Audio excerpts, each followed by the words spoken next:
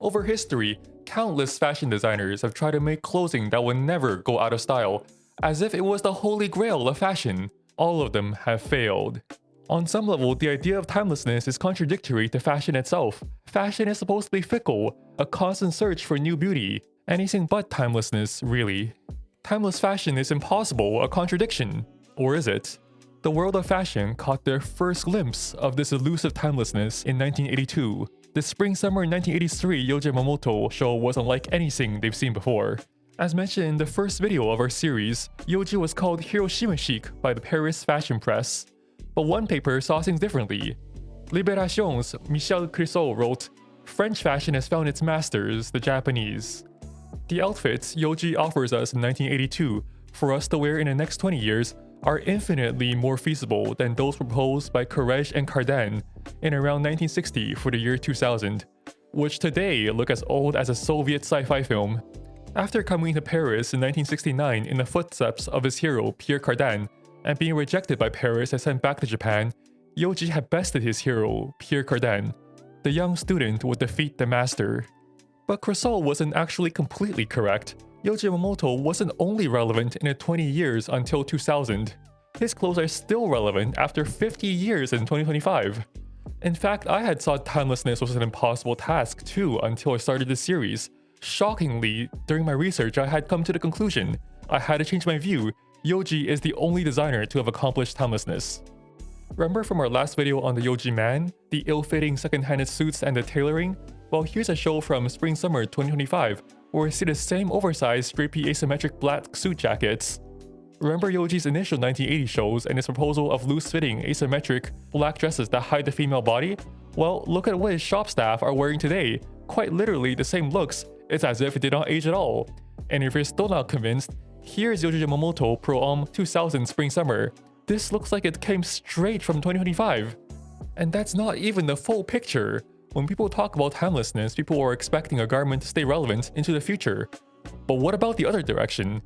According to the book Yohji Yamamoto Memoirs, for a film set in interwar Germany that's around 1920 to 1930s, the actors were simply costumed in Yohji Yamamoto, and nobody looked out of place at all. Yohji wasn't just relevant 50 years into the future, he was relevant 50 years into the past. And that past is part of the secret to why Yohji is timeless. But first, we need to talk about why clothing aren't timeless. How come as soon as we're ready to chomp down on our new favorite clothes, the fashion industry comes along and slaps it out of our mouths, stomps it into the ground, then tries to shove another new trend into our hands? Well, this is because our want for fashion isn't actually driven by fashion, it's driven by capitalism. The wheels of capitalist consumption must keep spinning, so you must keep consuming. And that wheel has three spokes: desire, devour, and discard. Desire, a new and exciting trend, a new symbol of cool with a new set of values. It could be rock stars, it could be cowboys, whatever the highest bidder dictates to the celebrity stylists. Devour, the relativization and commodification of all things. When you have quiet luxury next to grunge on the same page on Shein, none of the values actually matter. Everything is stripped of soul, reduced to a label. A bag charm sold for $4.99. You can eat anything, but it all tastes like slop. Discard. Water is doused on the desire.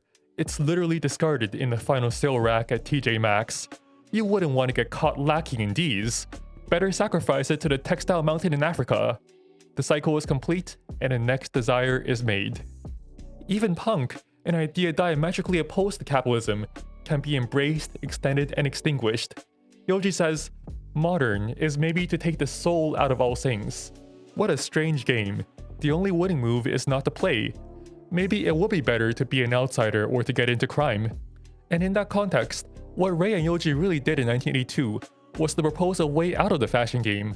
Only that Rei's solution is the antithesis of Yohji.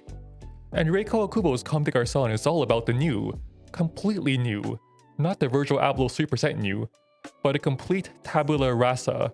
She doesn't copy anyone or is inspired by anything, not even her own past works. Every season, every similar idea is torn down and reconceived from absolute scratch.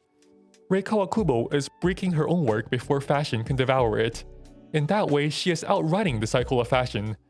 Nothing Comme des Garçons makes ever last for long enough to be appropriated as a trend. And in contrast, Yohji is all about the old. Yohji's inspiration are historical garments, long forgotten by fashion. In a movie Notebook on Cities and Clothes featuring Yohji by Wim Wenders, Yohji is looking at a photo book by August Sanders on people of the 20th century. If you take a look at these photos, they look almost straight up lifted from Yohji, right? This wrinkly black wool gabardine, isn't this what we talked about previously? Is Yohji just making historical cosplay? Not quite, because as you see, the clothing in Sanders' books weren't actually black. Old clothing is brown, beige, navy, and gray, rarely black. What Yohji is doing is he's erasing the color, leaving behind only black and white. By doing so, he erases the identifying marks of a certain time in history as well, like how you can tell an old photograph by the beige cars. His clothing isn't that of a certain age, just aged clothing. Do you remember how when Wim Wenders said that Yohji's suit jacket was new and old at the same time? Well, this is what he means. Yohji isn't designing clothing to reference a certain time, he's designing time itself. And in fact, he erases much more than just color. He erases the insides of a garment as well, like the padded shoulders and a lining in a traditional men's suit. His approach is almost like erasing all the ID papers of a garment, up until the point where it doesn't carry any stereotypical image. According to Yohji, I hate clothing that has some certain look. And Yohji isn't simply deconstructing the construction of a garment, he's deconstructing the meaning of a garment. By doing so, he sidesteps the fashion cycle's first stage of desire, as his clothing doesn't represent cowboys, rock stars, or anyone. And thus so, there's nothing to devour and nothing to discard or go out of style. Fashion philosopher Kiyokazu Washida says Yohji's clothing defies all symbols and images. It's not an anti-aesthetic, it's a non-aesthetic. Yohji himself has said, I desire nothing and I want to be no one. Yohji's clothing is for that no one, for the outsider. Unlike Rei Kawakubo, Yohji will never cross that line beyond which the garment is unrecognizable as just a garment. On a Yohji shirt or jacket, no matter how crazy it is, the collar is always a normal collar. Rei Kawakubo's suits with the frills and the extra sleeves, they're no longer suits. They're a wacky comme des garçons creation, and that becomes a look in itself. Yohji's suit is just a suit. And at this point, you might have a question. If all he's doing is deconstructing and erasing details, isn't that just minimalism? To answer that question, we have to turn to another suit. One that carries its own strong stereotype, the Chanel suit. Commonly associated with glamour and mid-century aristocracy, and immediately recognizable to anyone. It had become fossilized into the present day as a symbol of power, and Yohji set his sights on the Chanel suit for spring-summer 1997. You see, the traditional Chanel suit was an incredibly conservative garment. The fabric had to be Scottish tweed, it needed the gold buttons and sometimes a gold chain at the hem, paired with a skirt and a pair of pumps. Yohji ripped away all the opulence. The edges of the suit and skirt were raw edges that would fray away. Instead of the gold buttons and a gold chain, Yohji removes the buttons and attaches a line of gold-colored sequins, made from plastic. The suit will be paired with a pair of humble slip-on flat shoes, made in the same fraying tweed as the rest of the outfit, made from rustic, raw silk. Finally, the runway look was finished off with a shirt with these comically large collars and a massive flat cap. The tweed fabric was the only thing Yohji didn't change. Yohji specifically chose it because it's what Coco Chanel loved. It was lightly stretchy and not too structured, creating a garment that was easy to wear for women. This garment reveals the other secret to Yohji's timelessness. Because capitalism devours everything, even though Yohji tries his best to erase any look from his clothing, eventually the all-black ensemble becomes its own look. So what does he do next? He creates a contradiction. The Chanel suit is recognizable to anyone as a symbol of power and wealth. Yohji's version has the recognizable form of a Chanel suit, but the content is anything but opulent, with the raw hems and fake gold trim.